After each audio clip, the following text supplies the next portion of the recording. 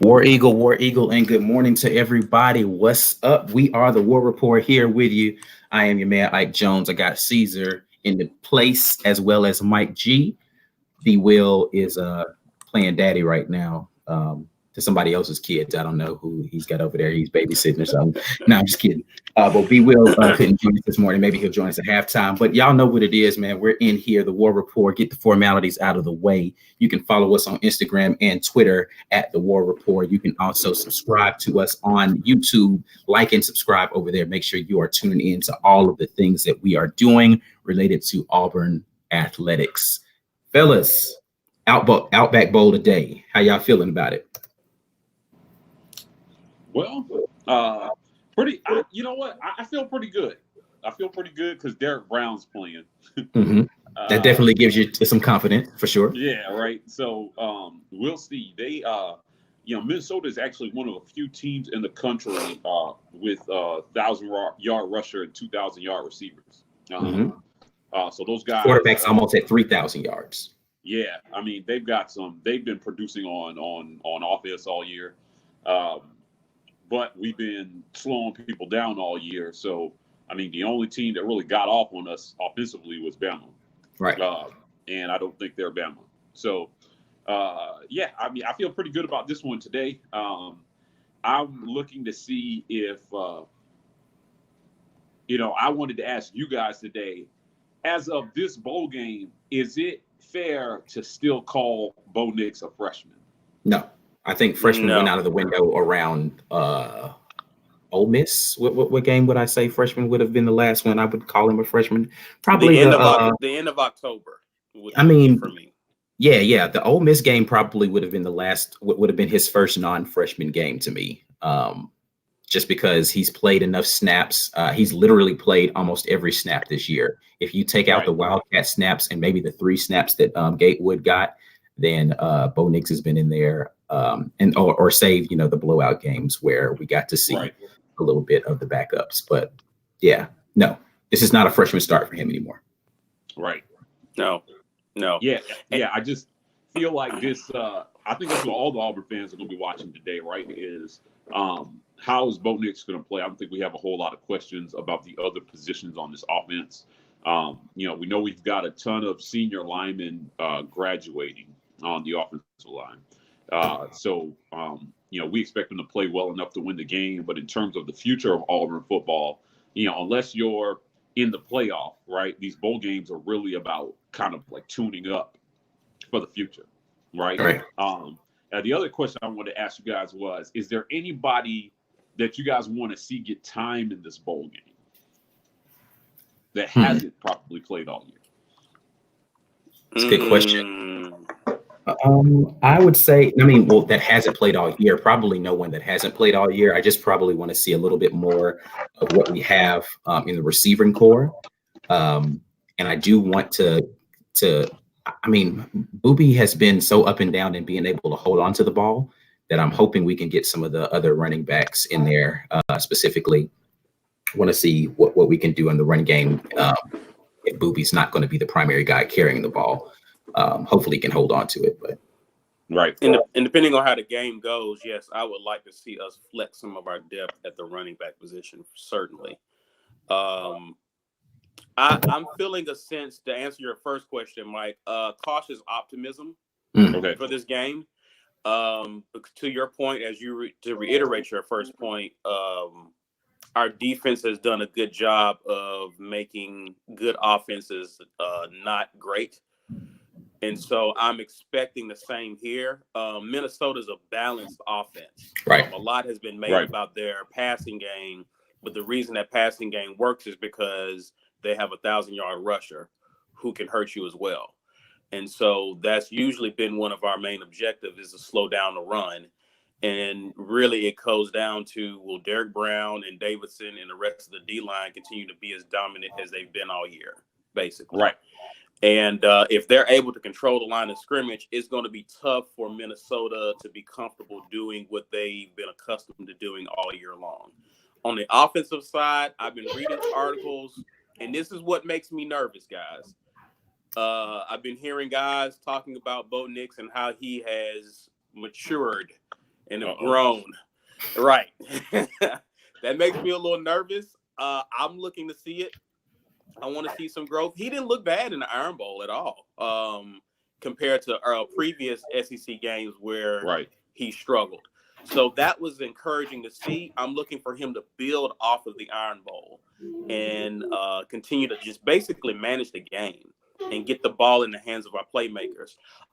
This guy's been playing throughout the season, so I'm not going to necessarily say he hasn't been playing, but I am looking to see the ball, Bo Nix get the ball in the hands of our speedy receiver who was injured for the Iron Bowl. I want to see him get some. I want to see him get some touches in open field and make some plays. Yeah. Do we have an update on like what? I know that Schwartz is practicing, but like, they never really gave a. I didn't see anything that gave a definitive. He's 100%. I mean, I know. I figured he's going to play today, but I didn't. Gus he's been keeping it close to vest about a lot of stuff. And that could just be part of his big plan to reveal some things that we haven't seen. And I'm hoping that Schwartz is a part of that. Yeah, I mean, he in practice, they said he wasn't wearing any sort of restrictions or braces, anything like that. So hopefully that's a good sign for him to be able to get in there and be a productive member of the offensive game plan today. Right. Yeah, I've been hot on Schwartz all year. I've just been like, dude, we need to get this guy the ball. But it does seem like he's had some durability issues throughout the year. So, like, again, I don't know if that's like a track guy thing. Maybe, again, you're talking about somebody who's got world-class 100-meter dash speed and the straight line speed that you need in track versus some kind of fast twitch plant, and go speed that you quickness that you need in football. I think maybe causing him some problems. I'm really looking to see. I'm looking to see Seth Williams continue to have the type of year that he's been having. He has become a great possession receiver. Mm-hmm. And what I mean by that is like, we're throwing him go routes, we're throwing him hitches, outs. He is a 50-50 ball guy. Throw it up and let him go get it. His confidence. I mean, he's got and like, don't get me. I am in no way comparing his talent to this person, but like some of his catches this year have been very Odell Beckham like the attitude that he's catching the ball with, right? Like, I mean, when you watch him after these plays, he's catching balls with one hand, like on purpose. And he's doing some things right now that you only do when you're supremely confident in your abilities, right? So I think the game is slowed down for Seth Williams a lot. And I think he's just feeling the game. So if they can find a way to kind of get him the ball, it's going to be really good. So, War Eagle J. That's what I'm looking for today. Like, I really want Seth Williams to have a breakout day today. Kind of going into next year, he's not a candidate to leave this squad early. But I think after next season he might. But his season will go as Bo Nix's season goes. For sure. I mean, it's not like any of these teams. We don't have any 1,000-yard receivers. No. Right. But we don't have any 1,000-yard receivers because we don't have a 3,000-yard quarterback, right? Like, right. Yeah. So they'll go as he goes. I'm really looking for that today. I think that it'll be interesting to see if we're able to get these guys the ball. And then in terms of Bo Nix, just accuracy. I don't think anybody questions his arm strength. Nobody questions his fearlessness. I think that, in a lot of respects, he is a gamer. But can they settle down, in a few weeks of bowl practice with Chad Morris? Can they get his feet under him and his shoulders square? And can he just deliver the football where it needs to be? Right. At least at least better than half the time, right? Yeah, So, and I think that's really all. I mean, we've said that all year. Like it's really on him to just be a game manager, really, for us to not put us in bad situations and convert on third down. Like that's the big thing for him is third down conversions. Are we able to first and foremost block up front and not be in third and long situations, be in third and manageable, and can Bo Nix convert on third down? If we can do those things offensively, then we probably dominate this game. Just because. Right. If you look at the games that Minnesota has lost this year to Wisconsin and Iowa, those are the games where they weren't rushing the ball particularly effectively. And so if we can do the same thing, which is limit them to be a one-dimensional offense and have to throw the ball consistently by controlling the game, making sure that we show out on the on defensive front and shut down the run, I think we're going to put ourselves in a good position to get 3 and outs and then control the pace of the game by just converting third downs consistently. Absolutely. And that's what's gotten us in trouble and made us nervous in games. We put the defense back. We've been putting the defense back on the field too often. Now They have great leadership on that side of the ball, so they've been able to play through that. But you want to set the tone of the game by putting the pressure on Minnesota. And you do that by keeping the offense off the field. Their opposing offense off the field. Jay Johnson is confident in our offense's ability to perform today. So hopefully, Jay, you are correct in that. Yes. Yeah. I'm hoping so. Let me ask you this, since we're talking about offense. Should we expect to see any new wrinkles that are influenced by Chad Morris, since he's very knowledgeable about what Gus likes to do? Or is he just going to be observing? I don't know that we've had enough time to install anything that would be Chad Morris influence, just because I think a lot of what his influence would come is in route concepts. Right. And I don't know that our receivers would have had enough time to get those sort of things together. What I do hope to see is kind of what Mike was saying, is not necessarily the influence on the actual play design, right, but more so in just the fundamentals of Bo Nix and his ability to hit, because if you look at some of the pass concepts and the play calls, not pass concepts because some of them were kind of weak, but like just a lot of those slant concepts and those quick, the RPO where we have the receiver that's coming in a jet motion, but he's acting as the dump off receiver. The one that he missed in Georgia, but he hit the very next week. Like, we're talking about those types of things. If he can hit those types of things consistently, and we're getting the blocking on the outside, I think we have a good shot to stretch them out. But that's what I'm hoping to see, is just a consistent delivery of the football with accuracy from Bo Nix. And hopefully, it's a very short amount of time, but hopefully he's been able to work on him a little bit with that. Better fundamentals, basically. Yeah, I mean, okay, so this game is like not in Jordan-Hare Stadium, right? Mm-hmm. And I think that is it's prudent to mention that. He's only 48% passing completion percentage away from Jordan-Hare this season, right? At home, 1,600 yards. I think like 8 touchdowns, no interceptions. Away from home, like 700 yards. 6 interceptions, and 48% completion percentage. So Jay's not a fan of the Wildcat either. Is this Keontae's messaging us? Yeah, I hate it. No Wildcat today. No. We will definitely see the Wildcat in short yardage situations. You can bank on that. Man. We'll be Whitlow will be back there in the Wildcat. I'll call it the booby cat. You're going to see the booby cat. Yeah, when our offensive line is blowing people off the ball, like whatever, but I don't and that's to me, that's honestly the key to this game is I mean, you can, it's cliche to say it's a line of scrimmage game, but it definitely is in this case, because if our offensive line is able to consistently control it, where we're able to run the ball again and not put us behind the chains, where we're getting sacks on first or second down, or we're getting no yards or negative yards on the run in first and second down, I think that's just going to be the key, is putting us in third and short situations where it's a comfortable decision for Bo Nix to either be able to scramble for the first down if he wants to, or a quick throw to get us the first down and not have to, have him diagnose the back end too much. But you can rest assured we will see the Wildcat at least. I'm going to say we're going to see at least 4 Wildcat snaps today, at least 4.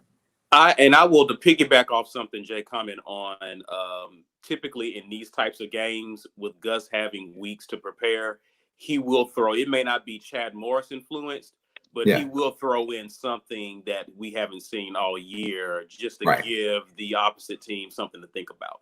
Yeah, I agree that we're going to see something different. My comment more so was about the Chad Morris influence on the passing concepts and the route tree. I don't know that we'll see much of that, but Gus has got gadgets for days. So I don't if he needs to pull a gadget out, he definitely will. Yeah. Hopefully we don't have to see any gadgets though.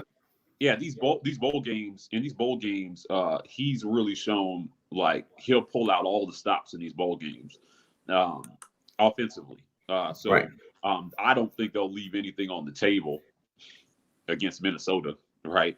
Yeah. It's been written a lot. Like, again, 10-win seasons are rare for Auburn, and so getting the 10 wins, being 10-3 and not 9-4, I think is going to mean a lot to this squad.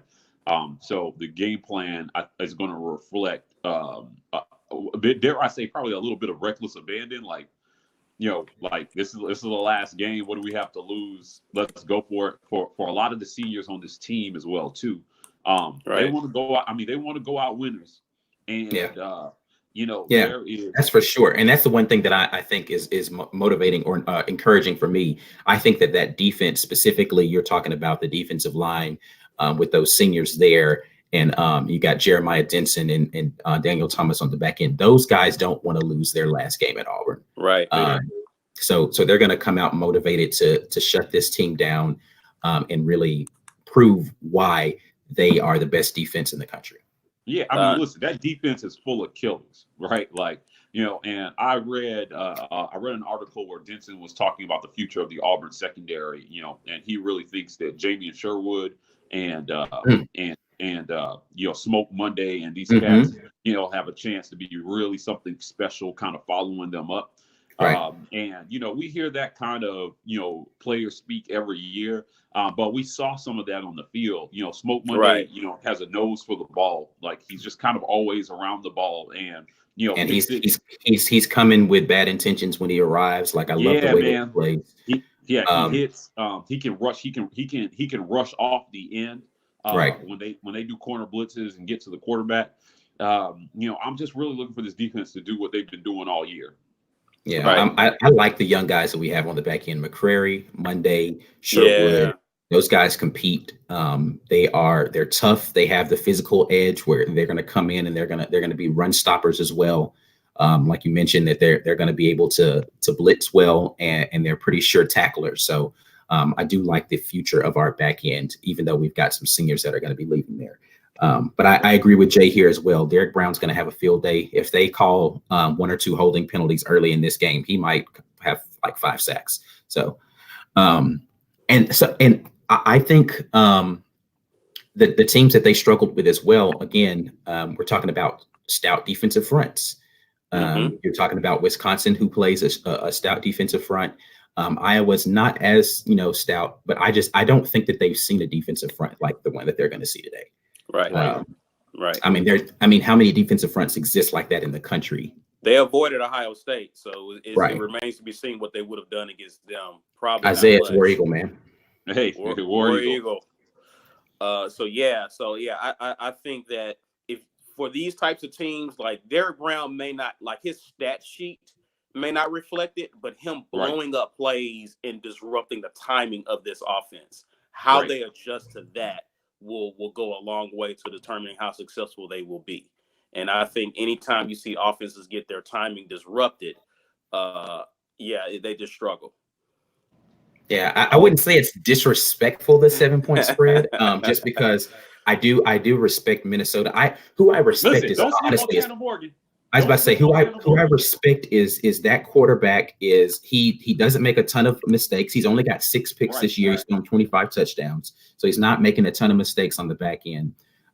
He's thrown for almost 3,000 yards this year, albeit against defenses that are inferior to Auburn's. Listen, he played a great game against Penn State, though. I watched that entire game from start to finish, and they've got some gamers at receiver, and I respect PJ flexibility to get his guys motivated to play. So I don't think it's disrespectful. I am picking Auburn to beat the spread, but I don't think it's a disrespectful number.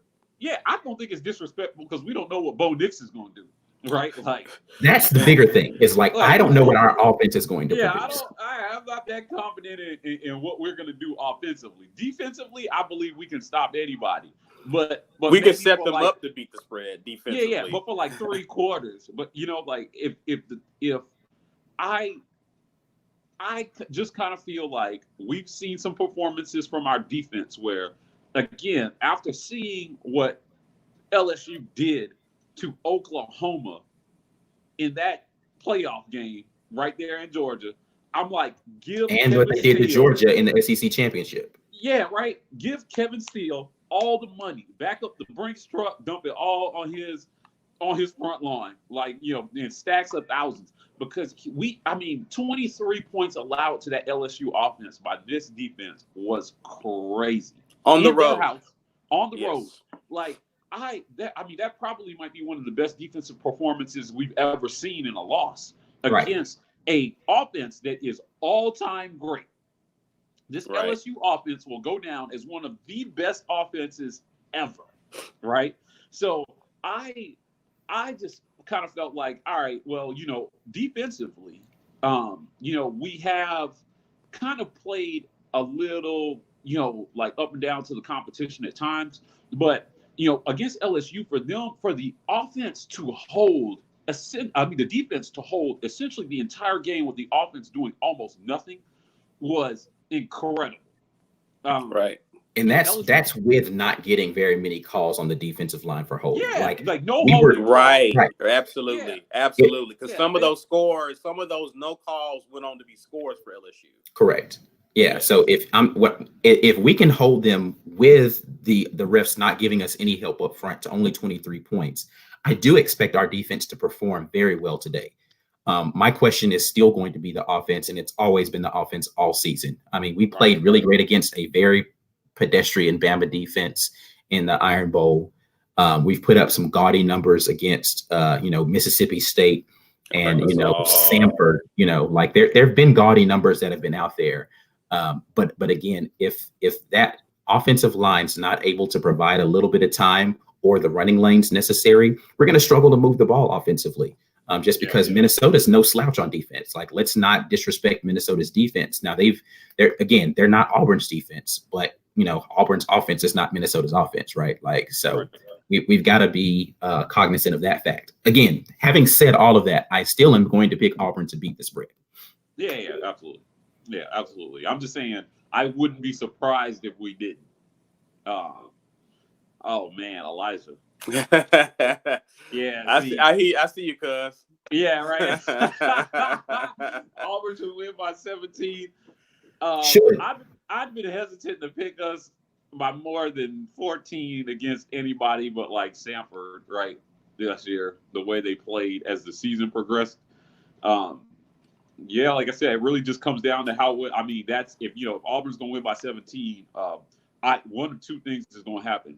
Either they're not going to be able to stop the run at all, and Gus is going to booby cat and jet sweep them to death. Because if you ain't gonna stop that, you're gonna have a real long day against Auburn. And then, or Bo Nix is gonna have a great day throwing the ball. And he's shown this year that statistically, though, what's crazy is statistically, Bo Nix hasn't had a bad year as far as yards, right? Like he's thrown for a ton of yards this season. It's just been the mistakes that he's made in missing receivers that he should have hit, or the costly turnovers in bad times, right? So it's situational football. I disagree. Like the yards, it's like I think that's a deceiving stat because of the amount of times that he's thrown the ball. I'm not disagreeing with you. What I'm saying to you is that he's put up a ton of numbers, but what I'm saying is that it's situational football that I have a problem with. Like, yeah, you can throw for a bunch of yards, but like when you look at the numbers of like what his completion percentage is, and when you look at the numbers of like his third down percentage, The numbers are misleading because we have something that most people on the outside don't have, and that's context. When you look at those numbers, they look impressive for a freshman. But when you look at games where he's needed to make the obvious throw and doesn't make it, he looks horrible as a result of that. Correct. Right? So we have context to know that it's a little bit more to Bo Nix than what the numbers indicate. Just say no to the Wildcat. Yeah, Yo, that's listen. a T-shirt. PSA. That's a T-shirt. Yeah. PSA. Just say no to the Wildcat. I'm telling you, I'm what you guys have an over/under number on the number of Wildcat snaps that we have today. My number. Listen, I'm gonna be in public. If I see the Wildcat more than 3 times, I'm throwing my drink. I'm gonna say 5 Wildcat. 5 Wildcat. I said 4, so I'm with you on that. So I think we're gonna see it at least 4 times, man. Yeah, man. If they get stopped at the 3-yard line or something like that a couple times, we're gonna see the Wildcat. Like, it's coming. Just get ready for it. Brian says the over/under for him is going to be 3.5. So yeah, 4 is right where I am. Jay Johnson says 5. What's the 0.5? I'm gonna go. He's just giving an over/under number. Meaning, usually when you're doing betting lines, it's going to be a 0.5. So that like if it's at 3, you're below it. So let me ask you this. I'm a guy of nuance. If it works the first 2 times, are we okay with seeing it after? Unfortunately, it's still going to be 4 because Gus is known to go away from things that are working because he outthinks himself. So I'm still picking the exact same number. The success of it is not going to have any bearing on how often we use it. On the 5th time, Booby's going to throw it, is what you're saying. Hey, listen, I would not put it past him. It wasn't a Wildcat snap, but one of the late plays against Bama, Booby was raring up to throw the football. It was a designed throw, and he just was like, "Oh, it's not open," so he took off running for it. Yes, thank God. Yeah. So yeah, thank God he pulled that down. We definitely know that and I think Booby actually played some quarterback in high school, so it's not outside. Yeah, he's a converted running back. I think he was recruited as an athlete. So yes, that's true. So. Jay said he thinks 5. Keontae says 1. That's wishful thinking on Ted. That's what you want to happen. That's what you want to happen. So 2 or nothing. Yeah. I'm gonna stick to I'm gonna say 3. If I see more than 3, I'm gonna really get agitated. I'm saying 4, man. But yeah, all right. I'm setting myself up to be angry. I know you are already. You definitely are. I know it. I own that, but I'm gonna say 3.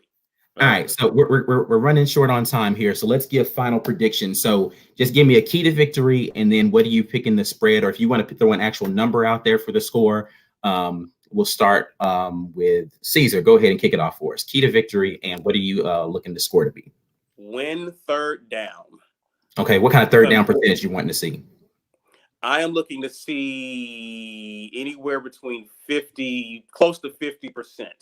That's pretty decent for us. Now, I would like to see us be aggressive and convert more because I know we're going to go for it on 4th down at times. I want to see us convert more 4th downs than we don't. Basically, that we have to be successful there. We can't in little 3 and outs. We can't. I agree, Jay. 3 and outs.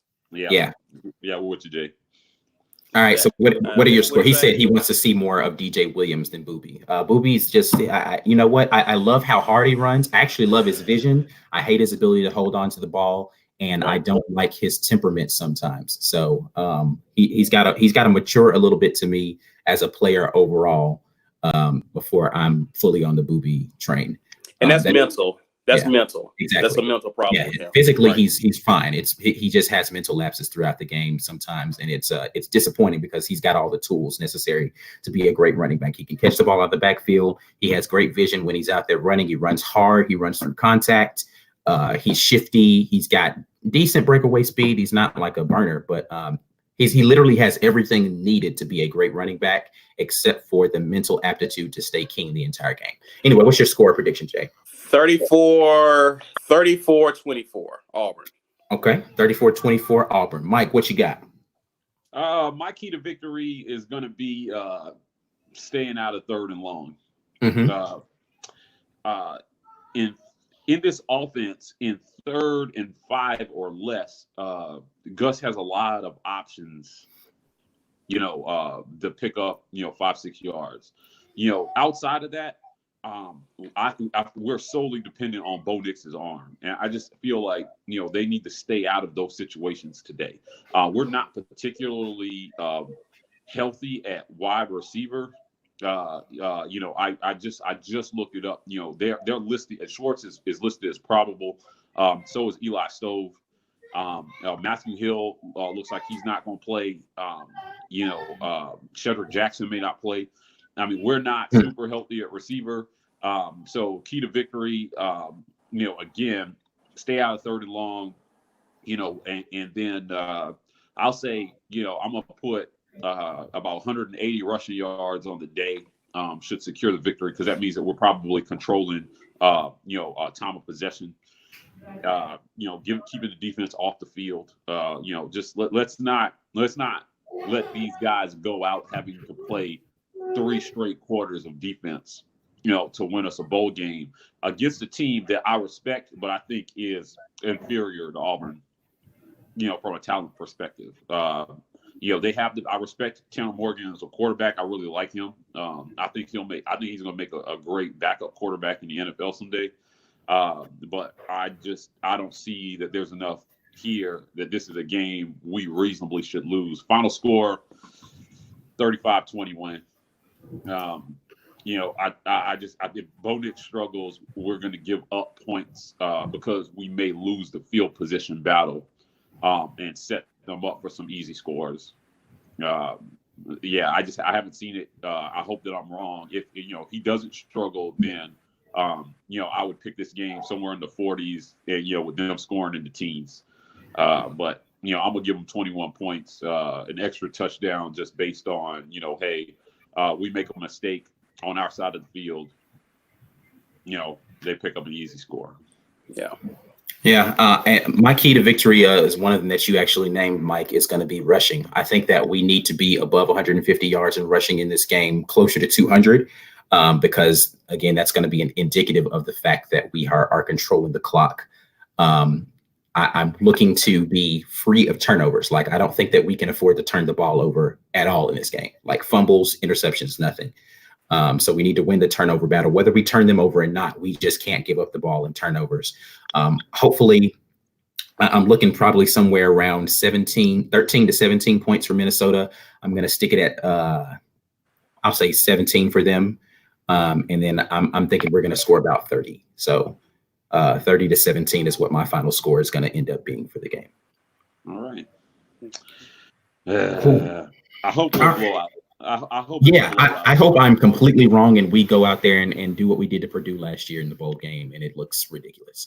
You know what? Hold on, fellas. I got something. Okay. So for Christmas, I got the perfect how to watch Auburn football gift, and this is a Auburn flask, which will be filled with alcohol for the game.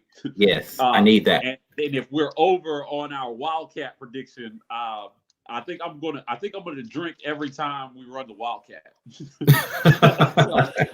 That's a good game. And you need to lead our next broadcast after the game. Oh man, wait. Brian says 27-21. He doesn't want to underestimate Fleck and company. I don't disagree with Brian. I think giving them 21 points is fair, because I think our defense may actually give up 2 touchdowns, but the offense will give up 1. Yeah, I agree with that completely. I'm talking about. I just agree with Brian. So yeah, you did. He got you. I just agree with he probably has already been hitting the Auburn flask a little bit. That's what the problem is. All right, so we got our predictions out there. We've seen a couple of them. Jay thinks 31-17. Key to victory is just everybody doing their job. I agree with you, Jay. We should be able to control this game. Offense just has to show up. Defense, I know they're going to show up. Offense just needs to show up. We will be back at you all at halftime to see how things are going so far in the game. And if Mike is drunk on the halftime show, then it is not going well, or we have gone Wildcat crazy. So great content, though. It's going to be great content, regardless. So you guys come join us right back here. You guys join us right back here at halftime. We will be live tweeting during the game as well, so you can follow us on our Twitter at The War Report.